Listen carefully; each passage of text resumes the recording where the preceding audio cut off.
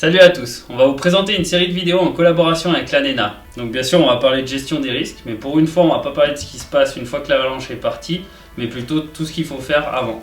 Et pour ce premier épisode, on attaque avec le matos en général et surtout ce qu'il faut mettre dans le sac à dos. Alors pour commencer, il vous faudra bien sûr l'habituelle trilogie. Donc ça, ce sera pas dans le sac, ce sera sur vous. Un Narva des dernières générations, 3 antennes, parce que ça marche tout seul et puis ça peut vous aider quand même pas mal à sauver des vies, même si vous êtes très mauvais à ça.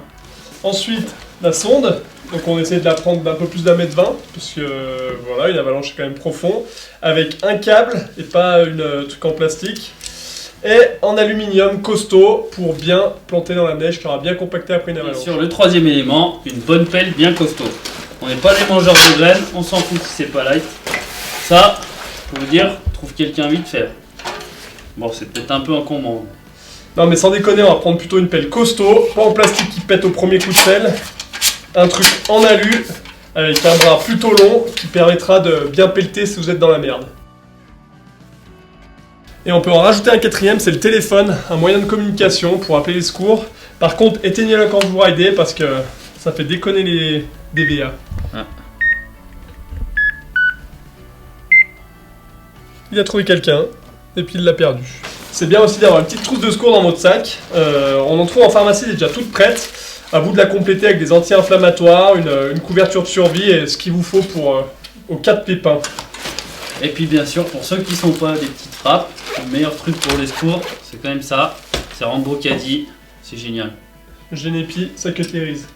Ok, donc ça c'était un petit peu les essentiels. Maintenant, à vous de compléter avec ce que vous voulez. Perso, pour la montagne, ben voilà, baudrier, la paire de peaux évidemment, une paire de crampons, hop, si vous vous baladez un peu sur les glaciers. Après, moi j'aime bien avoir aussi ma petite casserole, au cas où on casse la croûte, ma pelote de laine pour faire une petite veste si j'ai froid. Ça, bah, c'est mon bouquetin porte-bonheur, hein, donc bon appétit pour eux. Une bûche, ça c'est quand on va faire le camping.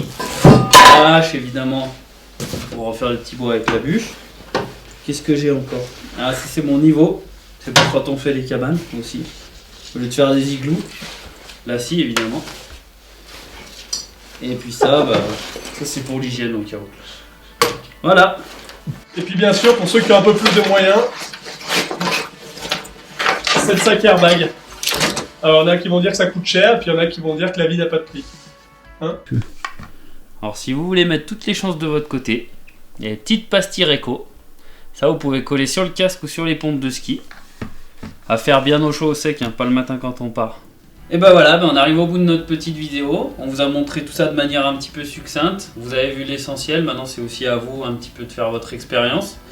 Et puis n'oubliez pas que pendant la période d'hiver, c'est bien de s'entraîner en recherche ARVA. Donc pour info, quand on passe un examen à l'ENSA, il faut trouver une victime en 4 minutes et 2 victimes en 8 minutes. Ça fait une bonne base pour s'entraîner au chrono. Et sinon, n'hésitez pas à être curieux, contacter des pros, leur poser des questions parce qu'on n'est pas votre mère, alors démerdez-vous.